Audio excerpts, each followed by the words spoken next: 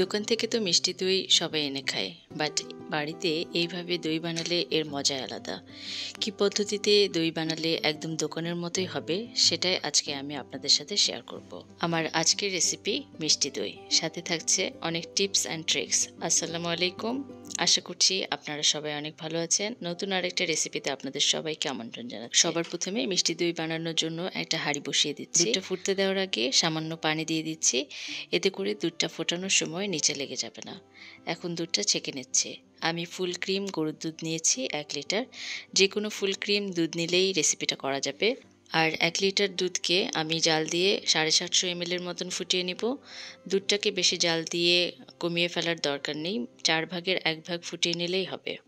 আর মিষ্টি দই তৈরির জন্য মিষ্টি দইয়ের বীজ লাগবে অবশ্যই। যদি আপনারা টক দই দিয়ে দই বানাতে চান, সেক্ষেত্রেও মিষ্টি দই একটু হলেও লাগবে। মিষ্টি দই বানানোর জন্য এখানে আমি মিষ্টি দইয়ের বীজটাই ব্যবহার করেছি। তো এখানে কিছুটা দই আছে, আমি ছাঁকনিতে নিয়ে নিচ্ছি। এতে করে দইয়ের মধ্যে যে এক্সট্রা পানি থাকবে সেটা বের হয়ে যাবে। আর কিছুটা দই এইভাবে পাতিলের গায়ে মাখিয়ে নিচ্ছি, এতে করে দইটা ভালো মতো জমবে। অনেকে একটা ভুল করেন, হাঁড়িটা বাজার থেকে কিনে আনার পরে প্রথমেই ভালো করে ধুয়ে নেন। সেটা করলে কিন্তু হাজার চেষ্টা করলেও দইটা জমবে না। যদি পরিষ্কারই করতে হয় তবে শুকনো কাপড় দিয়ে মুছে নেবেন, এরপর হাঁড়ির গায়ে এইভাবে দইটা লাগিয়ে নেবেন। দুধটা কিছুক্ষণ জাল করে নেওয়ার পর আমি এখানে গুঁড়া দুধ আর চিনি নিয়ে নিচ্ছি। এখানে আমি 1/3 কাপ গুঁড়া দুধ নিয়েছি আর 250 গ্রাম চিনি নিয়েছি। মেজারমেন্ট কাপের 1 কাপ চিনি নিয়েছি। এর মধ্যে কিছুটা চিনি আমি দুধের সাথে মিক্স করে নিচ্ছি, আর কিছুটা চিনি রেখে দিব ক্যারামেল তৈরির জন্য। মিষ্টিটা আপনারা আপনাদের পছন্দ মতন দিতে পারেন। গরম দুধের সাথে গুঁড়া দুধটা ঠিকমতো মিশতে চায় না, লামসের মতন দলা পেকে থাকে। তাই বাটিতে সামান্য পরিমাণে এই গরম দুধ আমি মিশিয়ে নিচ্ছি, এতে করে দুধটা ভালো মতো মিশে যাবে। আর চিনিটা থেকে এক্সট্রা পানি বের হলে দুধের সাথে অ্যাবজর্ব হয়ে যাবে। গুঁড়া দুধ আর চিনিটা মিশিয়ে নেওয়ার পর আমি আরও কিছুক্ষণ জাল দিয়ে দুধটা নামিয়ে নেব চুলা থেকে।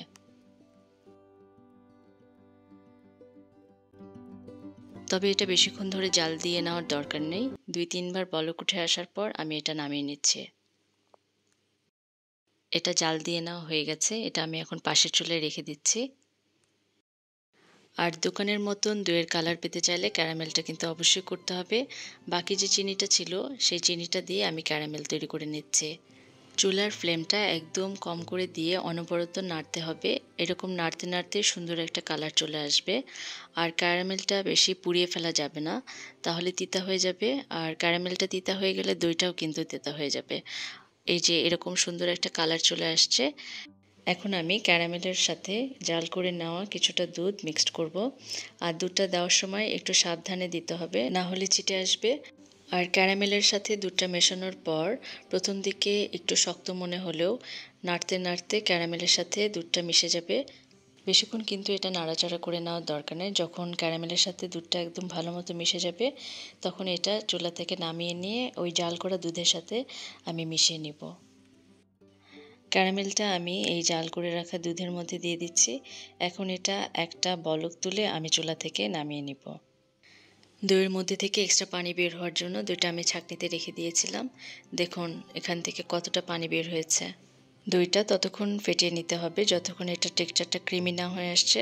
একটা স্মুথ টেক্সচার নিয়ে আসতে হবে, দইয়ের মধ্যে যেন কোনো লাম্পস না থাকে।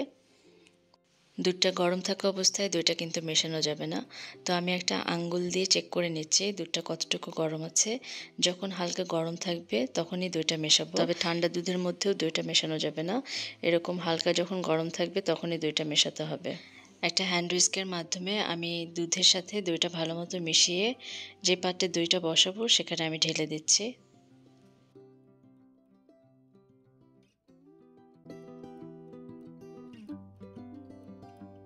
একটা ফয়েল পেপার দিয়ে হাঁড়ির মুখটা ভালো মতো আটকে দিচ্ছি।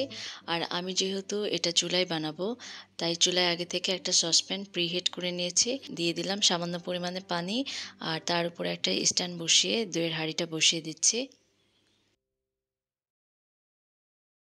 এরপর একটা ঢাকনা দিয়ে ঢেকে চুলার আঁচটা লো ফ্লেমে দিয়ে 1 ঘন্টা রেখে দিব। 1 ঘন্টা পর চুলাটা বন্ধ করে দিয়ে একটা মোটা কাপড় দিয়ে ঢেকে আমি আরও কিছুক্ষণ রেখেছিলাম। দইয়ের পাত্রটা ঠান্ডা হওয়ার পর এটা ভালো মতো সেট হওয়ার জন্য আমি ফ্রিজে রেখেছিলাম 4-5 ঘন্টা। দেখুন দইটা কত সুন্দর মতন জমেছে, একটা ক্রিমি টেক্সচার এসছে। আমি একটু আপনাদেরকে কেটে দেখাই।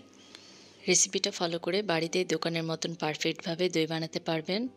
তো আমার আজকের রেসিপিটা আপনাদের কেমন লাগলো অবশ্যই আমাকে কমেন্টের মাধ্যমে জানাতে পারেন। আর যারা এখনও আমার চ্যানেলটি সাবস্ক্রাইব করেননি তারা চ্যানেলটি সাবস্ক্রাইব করে পাশে থাকবেন। ভিডিওটি ভালো লাগলে লাইক, কমেন্ট এবং শেয়ার করতে ভুলবেন না। আজকের মতন এ পর্যন্তই। নেক্সটে আবার নতুন রেসিপি নিয়ে হাজির হয়ে যাব। সে পর্যন্ত সবাই ভালো থাকুন, সুস্থ থাকুন। আজকের মতন বিদায়। আল্লাহ হাফেজ।